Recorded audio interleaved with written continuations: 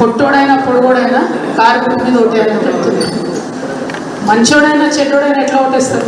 ఎందుకు ఓటేయాలి? First of all నేను మొన్న అడవికి పోయిన మన అచ్చంపేట గిరిజనుల దగ్గరికి, వాళ్ళు మంచి స్వచ్ఛమైన తేనెని పాపం తీస్తారు. ఆ తర్వాత అదే జిల్లాలో నేను ఇటు పెబ్బేరు సంతకు పోయాను. ఆ సంతలో కొంతమంది గోల్మాల్ చేసే వాళ్ళు ఏం చేస్తారంటే బెల్లం నీళ్ళకు కూడా మంచి తేనె బ్రాండ్ వేసి అమ్ముతారు అన్నమాట. అంటే చెడ్డోడైనా కూడా కేసీఆర్ గారు లేబుల్ వేసి అమ్మితే ఓటేయాలని ప్రజలకు చెప్పడం అన్నది కరెక్ట్ కాదు. అసలు చెడ్డ సెలెక్ట్ చేయండి. ఈ మాట ఏదైతే పదే పదే కేటీఆర్ గారు చెప్తా ఉన్నారో, మంచోడైనా చెడ్డోడైనా దొడ్డోడైనా పొట్టోడైనా ఓటేయండి అని చెప్తున్నారో, అది కేవలం మీ యొక్క నియంతృత్వ ధోరణికి, మీ యొక్క రాచరికపు పోకడలకు అద్దం పడుతున్నది తప్పితే ప్రజాస్వామిక విలువలకు అద్దం పట్టడం లేదు. నేను ఈ మున్సిపల్ ఎన్నికల సందర్భంగా తెలంగాణ కూడా నేను అపీల్ చేస్తా ఉన్నా, మిమ్మల్ని కోరుకుంటా ఉన్నా, దయచేసి గుడ్డిగా ఓటేయకండి. కులం కాదు గుణం చూడండి, దయచేసి మతం కాదు మంచితనాన్ని చూడండి. మన చుట్టమా పక్కమా అన్నది కాదు, మనకు ఆపతికి సంపత్తికి నిలబట్టని చూడండి. అదేవిధంగా పైసలు కాదు పనిచేసేటోని చూడండి. ఎన్నుకునే కౌన్సిలర్ కానీ కార్పొరేటర్ కానీ రేపు పొద్దున మీరు ఇంటికి చిన్న రిపేర్ చేసుకుందామని ఇసుకలోడు దించగానే వచ్చి పైసలు అడిగేటోడు ఉండొద్దు. ఎవరు ఉండాలి? ఏదైనా ఆపది సంపత్తి ఉంటే పనిచేసేటోళ్ళు ఉండాలి. స్ట్రీట్ లైట్ పోతే పెట్టేయడానికి ఎంటబడేటోడు ఉండాలి. మోరీ ఇబ్బంది అయితే క్లీన్ చేపించేటోళ్ళు ఉండాలి. రోడ్ ప్రాబ్లం అయితే వేయించేటోడు ఉండాలి. మీ దగ్గర స్కూల్ పని చేయకపోతే స్కూల్ ఏదైనా విషయం ఉంటే పనిచేసేటోడు ఉండాలి. అంతేగాని గుడ్డిగా ఒక లేబుల్ చూసి ఓటేయడం అన్నది మర్చిపోకపోతే ఇబ్బంది అవుతుందనే విషయాన్ని తెలంగాణ ప్రజలందరికీ నేను గుర్తు చేస్తూ, మరి ఇవాళ జరిగేటటువంటి మున్సిపల్ ఎన్నికలలో మంచి అభ్యర్థుల్ని చూసి ఏ పార్టీ వాళ్ళైనా ఓటేయమని నేను అప్పీల్ చేస్తూ ఉన్నాను. మా జాగృతి నాయకులు కార్యకర్తలు అక్కడక్కడ నిలబడ్డారు. వాళ్ళకి ఇంట్రెస్ట్ ఉన్న వాళ్ళకి ఇచ్చినాం. మేము సంస్థగా పోటీ చేస్తలేం, కానీ వాళ్ళకు మాత్రం All India Forward Bloc B forms మీద ఇచ్చి మద్దతు ఇస్తూ ఉన్నాం. సాధ్యమైన కాడికి మేము మంచోళ్ళనే ఎన్నుకున్నాం. ఏమాత్రం మీరు వాళ్ళని గమనించుకొని మా అభ్యర్థులను కూడా గెలిపించమని కూడా కోరుతా ఉన్నాను. అదేవిధంగా నిన్ననే బడ్జెట్ వచ్చింది. మరి నిర్మలా సీతారామన్ గారు మన తెలుగింటి ఆడబిడ్డ అయి ఉండి కూడా తెలంగాణ ప్రజలను మరొకసారి ఘోరాతి ఘోరంగా మోసం చేయడం, విస్మరించడం అన్నది చాలా అన్యాయం. భారతీయ జనతా పార్టీకి సంబంధించి మన గవర్నమెంట్ టోటల్ యూనియన్ బడ్జెట్ 53 లక్షల కోట్లు అయితే ఎడ్యుకేషన్కి పెట్టిన బడ్జెట్ 1%, హెల్త్కి పెట్టిన బడ్జెట్ మరీ దారుణం, అది కూడా 1%, 1.2% ఏదో ఉంది.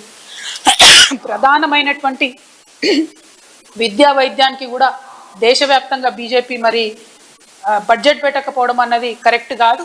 దీని మీద ముఖ్యంగా తెలంగాణ యువ మిత్రులందరూ కూడా ఆలోచించాలని చెప్పి నేను అప్పీల్ చేస్తూ ఉన్నాను. అదేవిధంగా ఇది 12వ గవర్నమెంట్ భారతీయ జనతా పార్టీ. తెలంగాణ రాష్ట్రం ఏర్పడి 12 సంవత్సరాలు అవుతుంది. ఈ 12 సంవత్సరాల్లో ఇంకా కూడా ఏపీ రీఆర్గనైజేషన్ యాక్ట్కి సంబంధించి అనేక విషయాలు పెండింగ్ ఉన్నాయి. ఇన్ఫ్రాస్ట్రక్చర్ ఫండ్స్ పెండింగ్ ఉన్నాయి. మన రాష్ట్ర ప్రభుత్వం 47 అంశాల మీద అడిగితే ఒక్కటంటే ఒక్క అంశంలో కూడా ఒక్క రూపాయి కూడా ఇవ్వకపోవడం కేంద్ర ప్రభుత్వం నిజంగా దారుణం. నేషనల్ ప్రాజెక్ట్ స్టేటస్ ఏది కూడా ఇవ్వలే, అది పెండింగ్.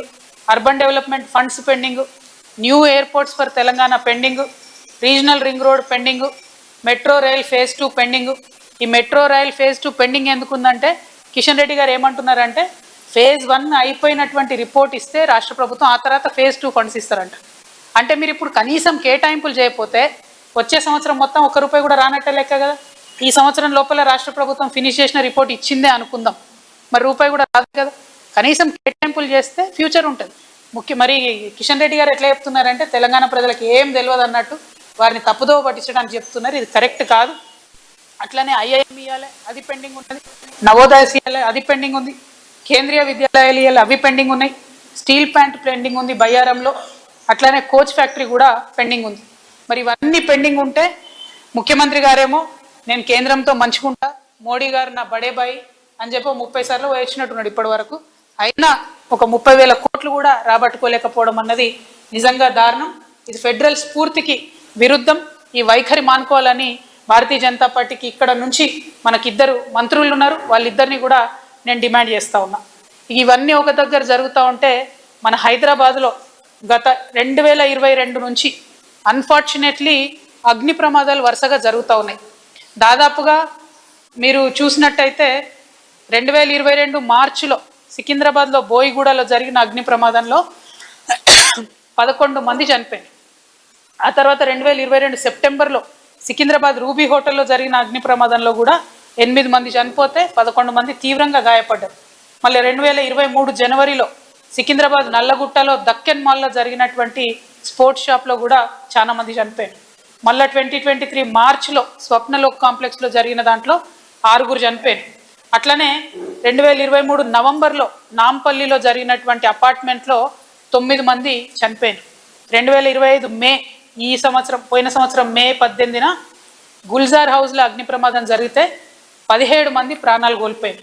నిన్నగాక మొన్న జనవరి 25న నాంపల్లిలో జరిగిన అగ్ని ప్రమాదంలో మన తెలంగాణకు సంబంధించిన చిన్న పిల్లలు చనిపోయారు.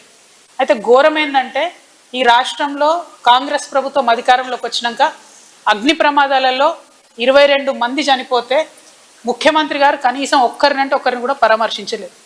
ఎంత నిర్లక్ష్య వైఖరి అంటే నిన్న నాంపల్లిలో చనిపోయినటువంటి వాళ్ళలో మన తెలంగాణలో ఎవరు లేరు, అంతా బీహార్ వాళ్ళు చనిపోయినని చెప్పారు. అంటే కనీసం ఒక శ్రద్ధతోని వెళ్ళడం అడగడం ఎటువంటి అంశాలు కూడా ముఖ్యమంత్రి చేయకపోవడం అన్నది నిజంగా చాలా బాధాకరం. ఆయన్నే మున్సిపల్ శాఖ మంత్రిగా ఉన్నారు. డెఫినెట్గా ఓల్డ్ బిల్డింగ్స్ అన్నిటిని కూడా రెగ్యులర్గా మానిటర్ చేయాలి. సెల్లార్స్లో రన్ అవుతున్న బిజినెస్ని రెగ్యులర్గా మానిటర్ చేయాలి. అవేం చేయకుండా ముఖ్యమంత్రి గారు పిఆర్ స్టంట్లు చేస్తున్నారు. సౌమ్య చనిపోయిందండి, ఎక్సైజ్ కానిస్టేబుల్ సౌమ్య చనిపోతే ముఖ్యమంత్రి గారు విదేశాలలో ఉన్నారు. ఇంత టెక్నాలజీ ఉంది, కనీసం సౌమ్య గాయపడిన రోజు ఒక ట్వీట్ చేయాలి. సౌమ్య మరణించిన తర్వాత తెలంగాణ సీఎంఓ నుంచి ట్వీట్ చేసిరు. నేను ఇవాళ డిమాండ్ చేస్తా ఉన్న ముఖ్యమంత్రి గారిని, ఎక్సైజ్ వాళ్ళ మీద ఈ డ్రగ్ మాఫియా చేస్తున్నటువంటి దాడులు అరికట్టాలంటే ఎక్సైజ్ వాళ్ళకి వెపన్స్ ఇవ్వాలి, ఫారెస్ట్ వాళ్ళకు కూడా వెపన్స్ ఇవ్వాలని చెప్పి నేను డిమాండ్ చేస్తూ ఉన్నా. ఇట్లా హైదరాబాద్కి సంబంధించిన సేఫ్టీ అయితే చాలా దారుణంగా ఉంది. ముఖ్యంగా మహిళల మీద, బాలికల మీద ఒక 2025లోనే ఈ ఒక్క సంవత్సరంలోనే ఓవరాల్గా నగరంలో మన హైదరాబాద్లో 69 హత్యలు, 176 హత్యాయత్నాలు, 166 కిడ్నాప్ కేసులు నమోదైనాయి. వీటితో పాటు బోనస్ ఏంటంటే మనకు గన్ కల్చర్ ఒకటి మోపైంది. 2 రోజుల కింద ఏటీఎం దగ్గర ఒక వ్యాపారవేత్త 6 లక్షల రూపాయలు తీసుకొని పోతుంటే గన్నులతో కాల్చి మరి ఎత్తుకపోయింది. పోయిన సంవత్సరం కంప్లీట్గా పోలీసు వాళ్ళ మీదనే బందిపోటు ముఠాలు వచ్చి గన్లతో కాల్చి, అయినా కూడా ముఖ్యమంత్రి గారు హోమ్ మినిస్టర్గా మేల్కోకపోవడం అన్నది అన్యాయం. దీన్ని తక్షణమే వారు చర్యలు తీసుకోవాలని చెప్పి నేను డిమాండ్ చేస్తున్నా. ఇక వీటన్నిటికీ మించి జరుగుతున్నది ఏంది ఈ రాష్ట్రంలో అంటే, ముఖ్యమంత్రి గారు ఏదైతే ఇప్పటి వరకు 3 వరల్డ్ ఎకనామిక్ ఫోరమ్స్ పోయినారు, అట్లనే హైదరాబాద్లో ఒక గ్లోబల్ సమ్మిట్ పెట్టారు. సరే దీనిలో ఇన్ని వేల కోట్లు వచ్చినాయి, పెట్టుబడులు అన్ని వేల కోట్లు వచ్చినాయని చెప్పి వారు చెప్పడం జరిగింది. పైగా మొన్న కొత్తగా మరేదో ప్రజల దగ్గర నేర్చుకోవాల్సిన పాఠాలను విస్మరించి మరి హార్వర్డ్ బిజినెస్ స్కూల్ కూడా ముఖ్యమంత్రి గారు పోవడం జరిగింది. నేను మొదటి ప్రశ్న ఏమడుగుతా ఉన్నా అంటే, మీరు పోయినటువంటి హార్వర్డ్ కెనడీ ప్రోగ్రాము మిమ్మల్ని వాళ్ళు గౌరవార్థం ఇన్వైట్ చేసిరా, లేకపోతే మీరు ఫీజు కట్టి అందులో చేరినరా? మీరు ఫీజు కట్టి అందులో చేరితే మా సింగరేణి బిడ్డల ఫీజు కట్టినరా, ప్రభుత్వం నుండి ఫీజు కట్టినరా, లేకపోతే మీరు ప్రైవేట్గా ఫీజు కట్టుకున్నారా? ఒకవేళ మీరు ప్రైవేట్గా ఫీజు కట్టుకుంటే స్వయంగా మీరు మీ కుటుంబ సభ్యులు కట్టినరా, లేకపోతే ఎవరైనా వ్యాపారవేత్తలు మీకోసం కట్టినరా? ఈ అంశాన్ని ఖచ్చితంగా ముఖ్యమంత్రి గారు క్లారిటీ ఇవ్వాలని చెప్పి నేను డిమాండ్ చేస్తూ ఉన్నాను. దీంతో పాటు మీకు ఇప్పుడు చెప్పబోయే అంశం చాలా ఇంట్రెస్టింగ్ ఉంటుంది, మీరు వెరిఫై చేసుకునే అంశం ఉంటుంది. దీని మీద మేము చాలా పెద్ద ఎత్తున మూమెంట్ చేయబోతా ఉన్నాం. ఈ 3 సమ్మిట్లు, మొన్న వచ్చిన గ్లోబల్ సమ్మిట్లో వచ్చిన ఇన్వెస్ట్మెంట్స్ గురించి ఒకసారి మీకు నేను చెప్తాను. ఫస్ట్ గ్లోబల్ సమ్మిట్లో ట్రంప్ మీడియా అండ్ టెక్నాలజీ అనే ఒక సంస్థ 1,00,000 కోట్ల ఇన్వెస్ట్మెంట్ పెడుతున్నామని చెప్పింది. అయితే ఈ సంస్థ యొక్క మొత్తం మార్కెట్ క్యాపిటలైజేషన్ అంటే మొత్తం వాల్యూ, వాళ్ళకు ఆస్తులు, పాస్తులు, బిజినెస్ లావాదేవీలు అన్నీ కలిపి 30,000 కోట్లు. 30,000 కోట్ల సంస్థ అమెరికాలో ఉన్నది. అక్కడి సంస్థ ఇక్కడ 1,00,000 కోట్లు పెడతామని చెప్పింది.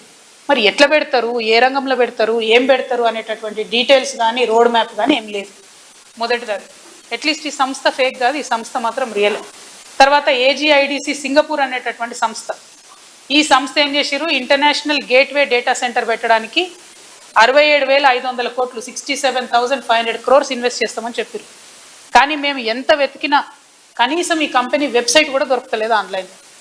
AGIDC సింగపూర్ అనే సంస్థ, ఎక్కడ రికార్డ్ లేదు, సింగపూర్లో లేదు, ఎక్కడ లేదు, రిజిస్ట్రేషన్ లేదు. కానీ మన దగ్గరకు వచ్చి మొన్న గ్లోబల్ సమ్మిట్లో 67,500 కోట్లు ఇన్వెస్ట్ చేస్తామని చెప్పడం జరిగింది. ఆ తర్వాత ఇంకోటి ఇన్ఫ్రాకి డేటా సెంటర్ పార్క్స్ అని 70,000 కోట్ల ఎంఓయూ చేసుకున్నారు వీళ్ళు ఎంత ఘోరం అంటే వీళ్ళు ఎంఓయూ చేసుకున్న కంపెనీ మొన్న 2025లో గ్లోబల్ సమ్మిట్లో ఎంఓయూ చేసుకున్న కంపెనీ, ఈ కంపెనీని పెట్టిందే ఈ సంవత్సరం మే 2025 పెట్టిరు. అంతకుముందు ఇదే కంపెనీ ఏం చేసింది, అమెరికాలో పోయిన సంవత్సరంలో అక్కడ ఒక కంపెనీ రిజిస్టర్ చేసి అక్కడ గవర్నమెంట్ కూడా 90,000 కోట్లు ఎంఓయూ చేసుకుంది. ఆ తర్వాత బ్రెజిల్కి పోయినరు వీళ్ళు, అక్కడికి పోయి కూడా 70,000 కోట్లు ఎంఓయూ చేసుకుంది. అంటే నాకు అర్థమవుతున్నది ఏంటంటే ఇది ఒక ఫేక్ కంపెనీ. ఎక్కడ ఇన్వెస్ట్మెంట్ కంపెనీలు సమ్మిట్ జరిగితే అక్కడికి పోయి 90,000, 70,000, 80,000 అని చేసుకుంటా తిరుగుతుండాలి. అయితే ఫేక్ కంపెనీ అయి ఉండాలి, లేకపోతే ఇప్పుడు 70,000 కోట్లు తెలంగాణ ప్రభుత్వంతో ఉన్న ఎంఓయూ చూపించి బ్యాంకులనన్నా మభ్యపెట్టే సంస్థ అయి ఉండాలి. ఇది ఏం సంస్థ, దీన్ని మీరు ఎట్లా నమ్మిండ్రు, ఎందుకు ఎంఓయూ చేసుకున్నారు, ప్రజలకు స్పష్టత ఇవ్వాలని చెప్పి నేను కాంగ్రెస్ ప్రభుత్వాన్ని కోరుతున్నాను. ఆ తర్వాత బ్రూక్ఫీల్డ్ యాక్సిస్ వెంచర్ అనేటటువంటిది ఉన్నది, ఇది రియల్ సంస్థనే.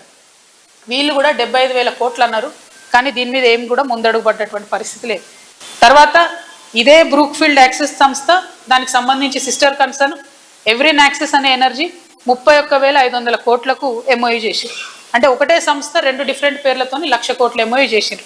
మళ్ళీ సేమ్ ఇంతకు ముందు లాగానే వాళ్ళ టోటల్ మార్కెట్ వాల్యూ కన్నా చాలా ఎక్కువ చేసిరు. ఎట్లా చేస్తారన్న దాని మీద క్లారిటీ లేదు. తర్వాత ఇంట్రెస్టింగ్ విషయం ఏంటంటే ఎమ్మెల్యే కుందూరు జైవీర్ రెడ్డి గారికి సంబంధించిన కంపెనీ ఆస్థా గ్రీన్ ఎనర్జీ అనేటటువంటిది 5,600 కోట్ల కోసం ఎంఓయూ చేసుకున్నారు. సరే జైవీర్ రెడ్డి గారి కంపెనీ కదా అని మేము